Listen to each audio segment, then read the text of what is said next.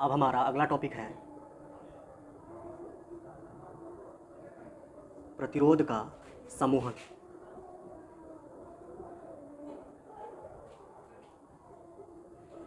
ठीक है, प्रतिरोध का समूहन, समूहन मतलब एकजुट करना, जोड़ना। ठीक है, तो देखो यहाँ पर प्रतिरोध को समूहित जो है या प्रतिरोध का समूहन दो तरह से किया जाता है। ठीक है, कितने तरह से? दो तरह से।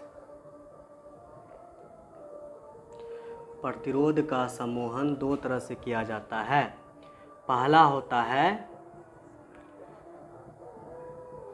श्रेणी क्रम। क्या होता है? श्रेणी क्रम समूहन। दूसरा होता है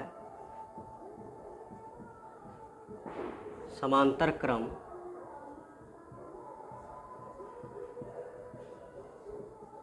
समूहन। याद रखना है, प्रतिरोध का समूहन दो तरह से किया जाता है, श्रेणी क्रम समूहन, दूसरा समांतर क्रम समूहन। ठीक है, इन दोनों टॉपिक को हम क्लियर करेंगे अच्छा तरह से। ठीक है, तो चलिए समझते हैं। सबसे पहले आप हेडलाइन कीजिए प्रतिरोध का समूहन, उसमें लिखिए आप कि ये जो है प्रतिरोध का समूहन दो तरह से किया जाता है, श्रेणी क्रम, दूसरा क्या? समांतर क्रम। उसके बाद हम आगे बढ़ते हैं। चलिए अब देखिए दोस्तों, यहाँ पर श्रेणी क्रम समूहन को हम इंग्लिश में बोलते हैं सीरीज ग्रुपिंग। ठीक है, और समांतर क्रम समूहन को हम इंग्लिश में बोलते हैं पैरेलल ग्रुपिंग। और एक बात और यहाँ पर याद रखिएगा, ये जो समांतर क्रम समूहन है इसका एक और नाम होता है, इसका एक और नाम है पार्श्व क्रम समूहन। ठीक है, अब देखिए यहाँ पर हमने क्या बताया कि प्रतिरोध का समूहन मतलब प्रतिरोध को जोड़ना। प्रतिरोध हम पढ़ के आए हैं इसके पिछले वाले लेक्चर में कि प्रतिरोध क्या होता है, जो धारा के प्रवाह का क्या करती है? विरोध करती है, उसे हम क्या बोलते हैं? प्रतिरोध। इसके पिछले वाले लेक्चर में हम पढ़ के आए हैं। ठीक है, तो ये प्रतिरोध जो होता है, प्रतिरोध का हमने संकेत भी आपको पढ़ाया था। किस प्रकार से होता है? ये होता है संकेत, देखिए यहाँ पर ये होता है, ये किसका संकेत है? बोलो, ये है प्रतिरोध का संकेत। अब ऐसा बहुत सारा संकेत आ जाएगा मेरे पास। यहाँ पर देख लीजिए, ये आ गया दूसरा प्रतिरोध, इधर आ गया तीसरा प्रतिरोध, ये देख लीजिए, ये देखिए तीसरा प्रतिरोध। अब इस प्रतिरोध को हमको जोड़ना भी रहता है। क्या करना रहता है? जोड़ना, आपस में जोड़ना है प्रतिरोध को। तो जोड़ने का दो नियम है, इसी प्रतिरोध को जोड़ने का दो नियम है। पहला क्या है? देखो ध्यान से, श्रेणी क्रम, जिसको हम क्या बोलते हैं? Series grouping. दूसरा है समांतर क्रम समूहन, जिसको हम क्या कहते हैं? Parallel grouping. इसी का समांतर क्रम समूहन का ही दूसरा नाम होता है पार्श्व क्रम समूहन। ठीक है, अब इस प्रतिरोध को आपस में हम किस प्रकार से जोड़ पाएंगे? तो ये दो तरह से जोड़ पाएंगे, वो आपको सीखना पड़ेगा। ठीक है, तो चलिए हम हेडलाइन करते हैं कि यहाँ पर सबसे पहले हम समझेंगे कि प्रतिरोध को हम श्रेणी क्रम समूहित किस तरह से करेंगे, मतलब श्रेणी क्रम में हम प्रतिरोध को किस प्रकार से जोड़ेंगे, उसी को हम समझेंगे। चलिए समझते हैं। यहाँ पर मेरे पास कई सारा प्रतिरोध है। ठीक है, यहाँ पर देखिए, ये मान लीजिए मेरे पास क्या है? पहला प्रतिरोध। ठीक है, और मान लो यहाँ पर एक और प्रतिरोध रखा है, कहीं रखा है, यहाँ पर रखा हुआ है, देखो ये क्या हुआ? दूसरा प्रतिरोध। यहाँ पर मान लो तीसरा प्रतिरोध है, इसको हम बोले R1, इसका नाम रखे हम R2, इसका नाम रखे R3 जो है। अब इन तीनों को जो है हमको किस क्रम में जोड़ना है? श्रेणी क्रम समूहन करना है, मतलब श्रेणी क्रम में जोड़ना है। तो किस प्रकार से जोड़ेंगे, समझना ध्यान से। पहला प्रतिरोध को लेंगे यहाँ से,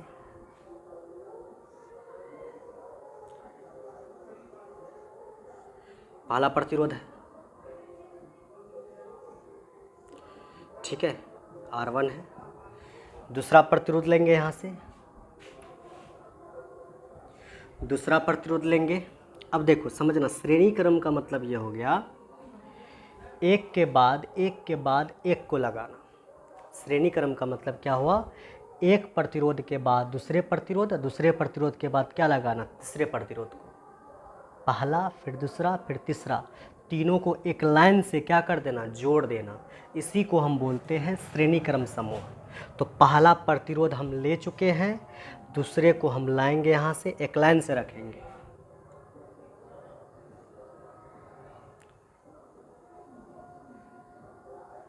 ये दूसरा है, फिर तीसरे को भी लाएंगे, ये देखिए ला रहे हैं यहाँ से।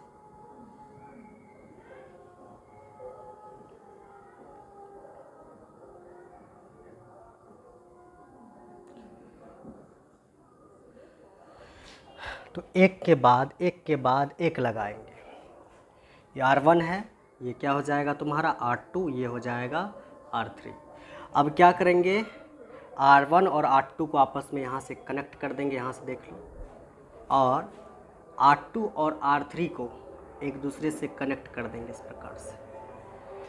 तो एक के बाद एक जो लगा है, इसी क्रम को सीधा सीधी जो लगा हुआ है, इसी क्रम को हम क्या बोलेंगे, हम बोलेंगे श्रेणी क्रम समूहन, सीरीज ग्रुपिंग।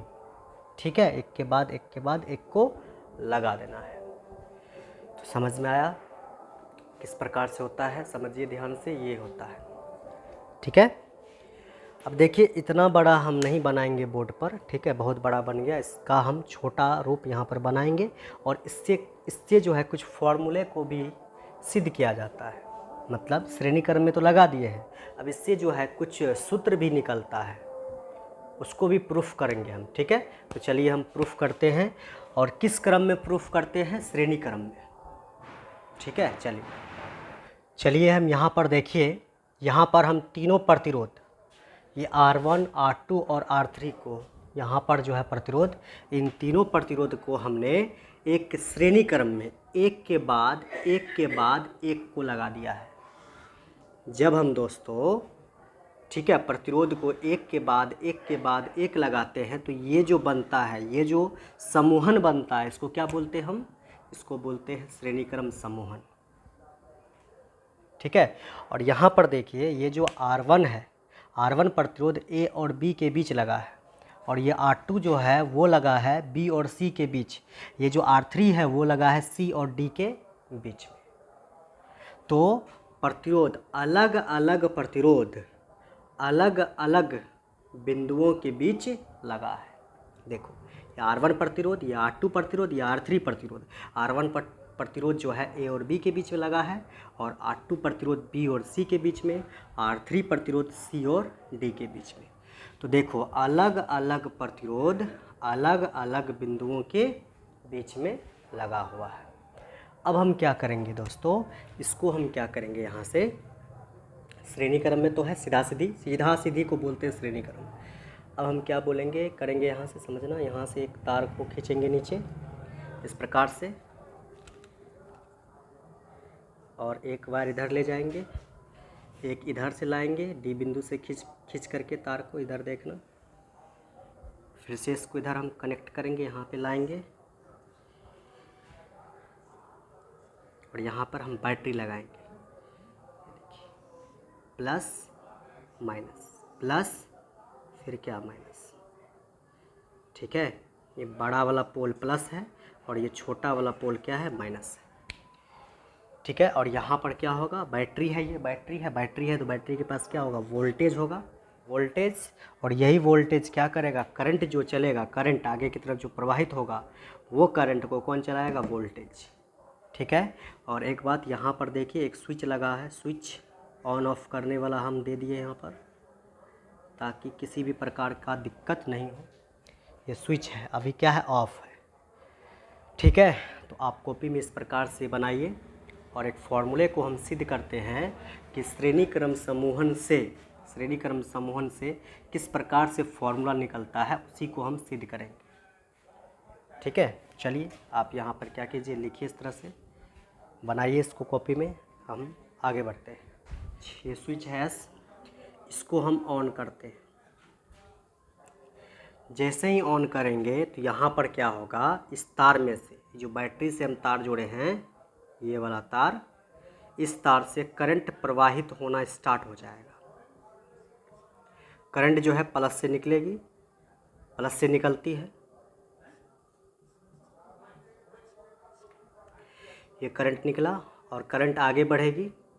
R1 प्रतिरोध को वही करंट मिलेगा, R2 प्रतिरोध से भी यही करंट जाएगा, देख लो, R3 प्रतिरोध से भी यही करंट जाएगा, और इस प्रकार से करंट आगे चलते इस प्रकार से ये डी बिंदु से मुड़ते हुए किस में चली जाएगी, बोलो, माइनस में, बैटरी के माइनस टर्मिनल में चली जाएगी। तो यहाँ से प्लस से निकला, देखो यहाँ पर प्लस से विद्युत धारा निकली है, इस प्रकार से ये आगे बढ़ेगी, फिर नीचे आएगी, फिर कहाँ आएगी, नीचे इस प्रकार से आगे बढ़ेगी। और ये जो है विद्युत धारा किस में चले जाएगी, बोलो किस में जाएगी, माइनस में। ठीक है, हम जानते हैं विद्युत धारा प्लस से निकलती है और किस में जाती है, बोलो माइनस में चली जाती है। इस प्रकार से होगा, देख सकते हैं आप।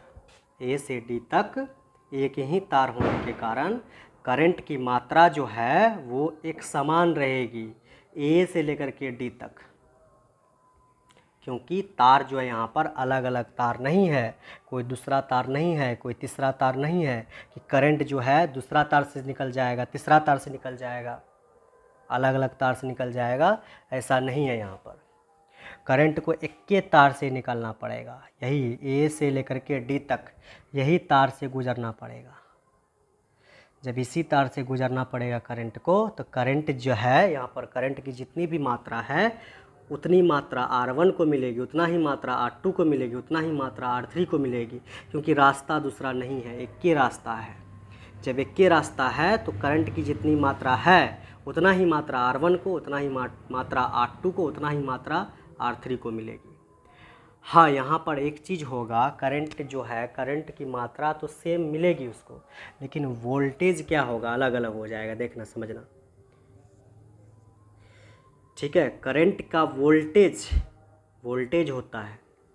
ठीक है, करंट को चलाने वाला क्या होता है, वोल्टेज चेंज हो जाएगा।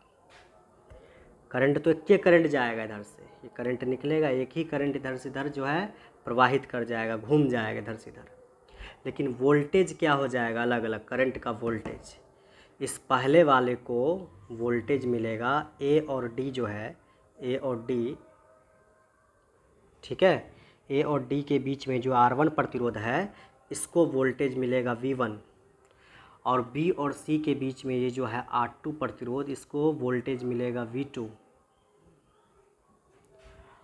और R3 प्रतिरोध C और D के बीच जो लगा है इसको वोल्टेज मिलेगा V3।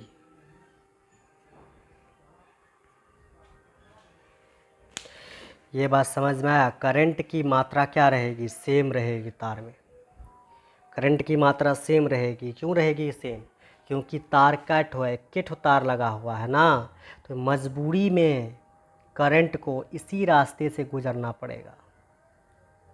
करंट तो एक के रहेगा यहाँ से वहाँ तक ऐसे, लेकिन करंट का वोल्टेज जो होगा वो चेंज हो जाएगा। इसको वोल्टेज मिलेगा V1, इसको वोल्टेज मिलेगा V2, इसको वोल्टेज मिलेगा V3। इतना सा याद रखना। करंट क्या रहेगा यहाँ पर, सेम रहेगा। करंट रहेगा नियत मतलब फिक्स, चेंज नहीं होगा करंट। तो यहाँ पर हम लिख सकते हैं कि विद्युत धारा, क्या लिख सकते हैं, विद्युत धारा I क्या रहेगी,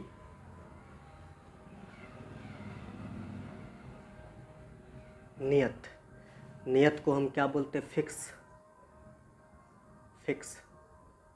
ठीक है, फिक्स रहेगी,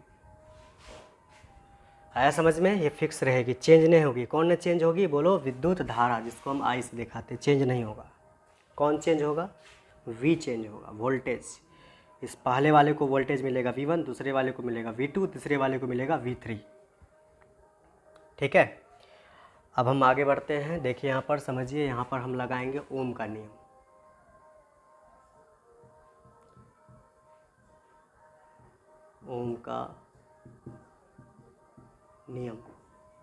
ओम का नियम आप पढ़ चुके हैं। ओम का नियम क्या होता है, V बराबर क्या होता है, I इंटू R। यही सूत्र लगाएंगे हम, ठीक है, यही सूत्र लगेगा, V बराबर I R, बता चुके हैं। ठीक है, देखिए यहाँ पर किस प्रकार से लगेगा। यहाँ से यही फार्मूला से V बराबर आई आर जो लग रहा है, इसी फार्मूले से हम पहले V1 निकालेंगे, फिर V2 निकालेंगे, फिर V3 निकालेंगे।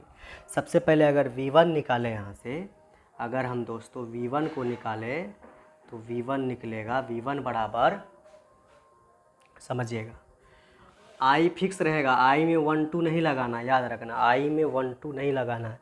क्यों, कहे कि विद्युत धारा I वो क्या है, नियत है, फिक्स है। विद्युत धारा एक ही रहेगा, ए से लेकर के डी तक, देख लो, एक के तार है, इसलिए विद्युत धारा I चेंज नहीं होगा, वो के रहेगा यहाँ से यहाँ तक। ठीक है। लेकिन वोल्टेज चेंज हो जाएगा, देख लो V1 निकाल रहे हैं, V1 बराबर I को सेम लिखना I इंटू पहला करंट। देखो ये पहला करंट जो आएगा, पहला करंट जो इधर से आएगा, पहला करंट जो आएगा इधर से, वो किसको मिलेगा बोलो, R1 को।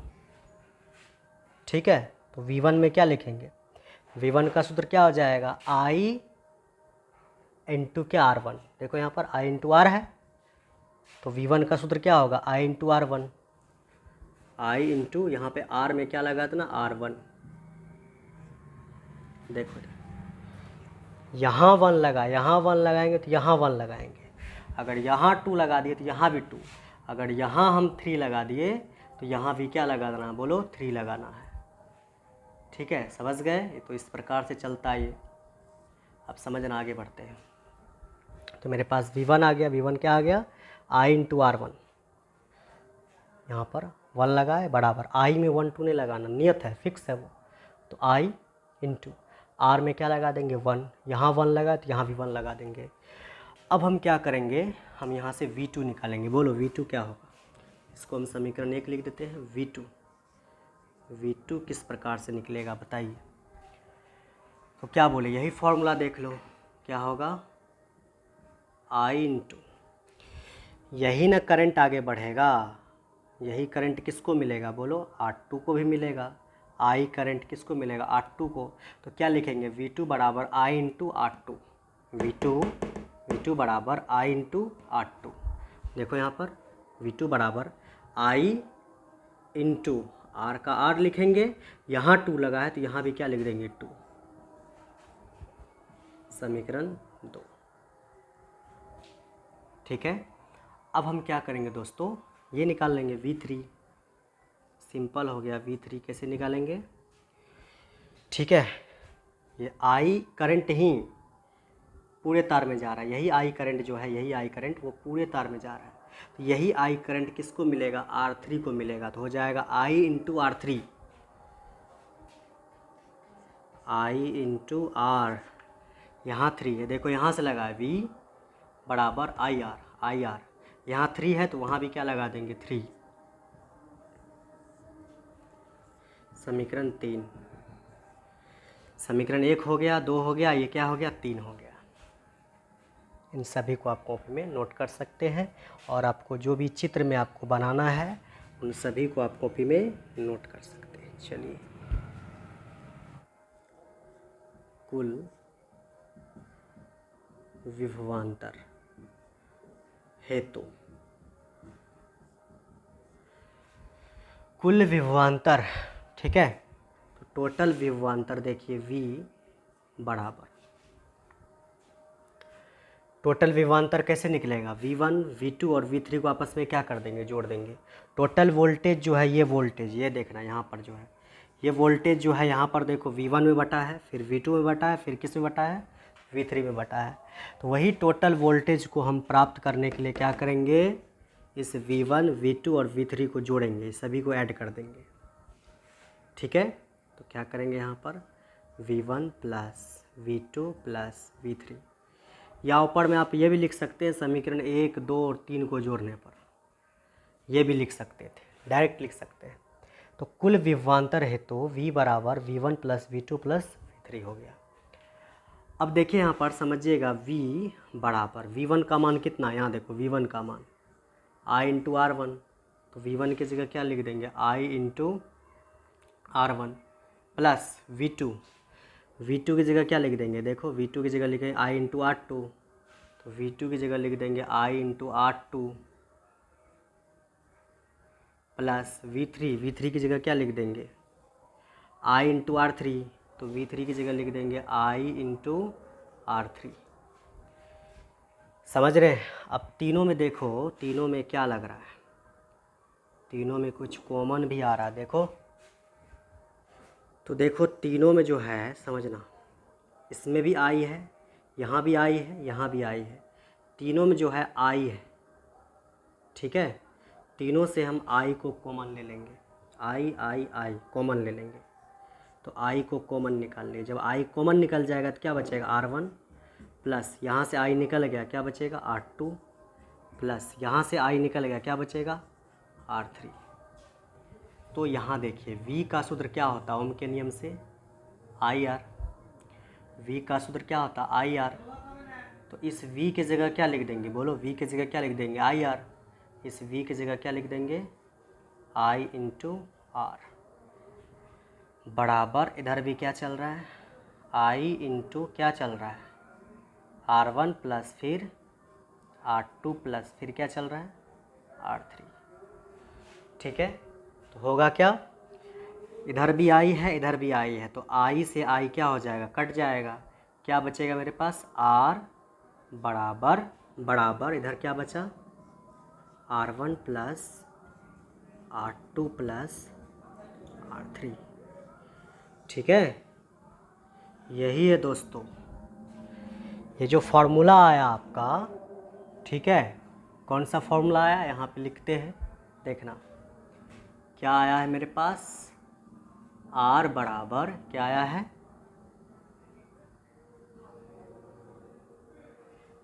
R1 plus R2 plus R3। अब ये जो फॉर्मूला आया यहाँ पर, इसको हमने यहाँ पे लिखा है, ये आया दोस्तों श्रेणी क्रम समूहन से। ठीक है, ये फॉर्मूला। तो देखो यहाँ पर श्रेणी क्रम समूहन को हम क्या बोलते हैं, सीरीज ग्रुपिंग। यहाँ देखो S लगा हुआ है, सीरीज का यहाँ पर हम क्या लेंगे, बोलो S। तो यहाँ पे लगा देंगे S, RS equal to R1 plus R2 plus R3। ये है श्रेणी क्रम समूहन। श्रेणी क्रम समूहन से जो सूत्र निकलता है, आपसे पूछा जाएगा अगर हमको प्रतिरोध को, किसको बोलो, ये सभी प्रतिरोध है, अगर हमको प्रतिरोध को किस क्रम में जोड़ना पड़े, श्रेणी क्रम में अगर सभी प्रतिरोध को जोड़ना पड़े तो उससे जो प्राप्त सूत्र होगा, श्रेणी क्रम समूहन से जो प्राप्त सूत्र होगा वो क्या होगा दोस्तों, यहाँ पर देखिए वो निकलेगा RS बराबर R1 plus R2 plus R3, और भी रहे तो R4 R5 R6 R7, इस प्रकार से आगे बढ़ते रहे। ठीक है, समझ गए। तो ये श्रेणी क्रम से सूत्र है। श्रेणी क्रम से सूत्र क्या होता है, पूछेगा श्रेणी क्रम समूहन से सूत्र जो निकलता है वो किस प्रकार से होता है, तो क्या बोलोगे, R बराबर R1 plus R2 plus R3। तो बहुत इम्पोर्टेंट फॉर्मूला है, एग्ज़ाम में पूछा जाता है। ठीक है, बहुत बार एग्ज़ाम में ये फॉर्मूला आ चुका है सिद्ध करने के लिए।